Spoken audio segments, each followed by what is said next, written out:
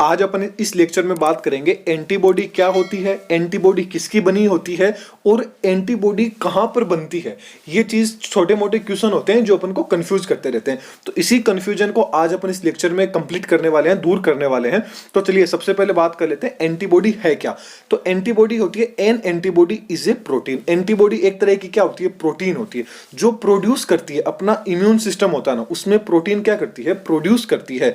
और वो प्रोटीन क्या करती है, जो बाहर से जो एंटीजन्स आते हैं उनसे क्या करते हैं, फाइट करते हैं, उन पे क्या करती है, अटैक करती है, उनसे क्या करती है, फाइट करती है और हमारी बॉडी को क्या करती है, प्रोटेक्ट। हमारा इम्यून सिस्टम हमारी बॉडी को क्या करता है, प्रोटेक्ट करता है। एक तरह से बोल सकते हैं कि एंटीबॉडी वो होती है जो बाहरी जो भी एंटीजन आता है उससे अपन को क्या करती है, प्रोटेक्ट करने का काम करती है।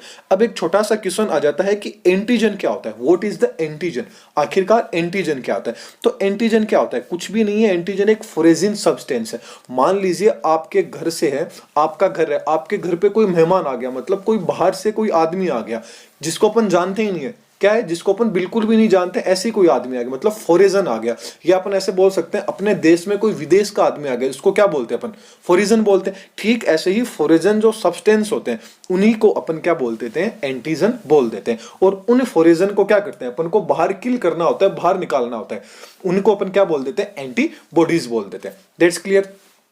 ओके, तो अब देखिए एंटीजन के अंदर क्या क्या आ सकते हैं, इसमें क्या क्या चीज इंक्लूड है, जैसे बैक्टीरिया हो गया, वायरस हो गया, फंजाई हो गया, अदर जो वेरियस जो भी टॉक्सिक्स हो गए, वो सबके सब किस में आ गए, एंटीजन के अंदर आ जाते हैं। अब अगला क्वेश्चन आ जाता है, what are antibodies made of, की एंटीबॉडीज किसकी बनी होती है। तो एंटीबॉडीज किसकी बनी होती है, प्रोटीन की बनी होती है। ये चीज आपको याद रखनी है कि एंटीबॉडी किसकी बनी है भाई, प्रोटीन की बनी है। और पूरी जो एंटीबॉडी है उसके अंदर चार क्या होती है, पॉलीपेप्टाइड्स होते हैं। चार क्या होते हैं, पॉलीपेप्टाइड्स चेन होती है। और उन चार के अंदर से दो तो हेवी चेन होती है और दो क्या होती है, लाइट चेन होती है। अब एंटीबॉडी की स्ट्रक्चर कैसी होती है, इसकी मैंने अलग से पर्टिकुलर लेक्चर दे रखा है, वो आपको ऊपर आई बटन में नीचे डिस्क्रिप्शन बॉक्स में मिल जाएगा, वहां से आप जरूर देखिए कि एंटीबॉडी की स्ट्रक्चर कैसी होती है। कैसे, तो चार पॉलीपेप्टाइड चेन होती है, इसमें हेवी चेन कौन सी होती है और लाइट चेन कौन सी होती है, इन सबको आपको डिटेल में देखने को मिल जाएगा। नेक्स्ट क्वेश्चन पूछ लिया जाता है, वेयर आर एंटीबॉडीज प्रोड्यूस, कि एंटीबॉडी आखिरकार बनती कहां पर है। तो एंटीबॉडी कहां प्रोड्यूस होती है, जो बी सेल्स होती है अपने शरीर में, जो बी सेल्स होती है, जो क्या होती है, स्पेशलाइज्ड होती है व्हाइट ब्लड सेल से। तो एंटीबॉडीज कहां पे प्रोड्यूस होती है, बी सेल के अंदर होती है। अब मान लीजिए जब कोई एंटीजन है वो क्या हो रहा है, बी सेल के जब कांटेक्ट में आता है तो बी सेल्स क्या करती है, बहुत सारा क्या करती है, डिवाइड करती है। जैसा आप डायग्राम में भी देख पा रहे हैं, डिवाइड करती है और किसका डिवाइड करके खुद के जैसे क्लोन बना लेती है, जिनको अपन क्या बोल सकते हैं, प्लाज्मा सेल्स भी बोल सकते हैं।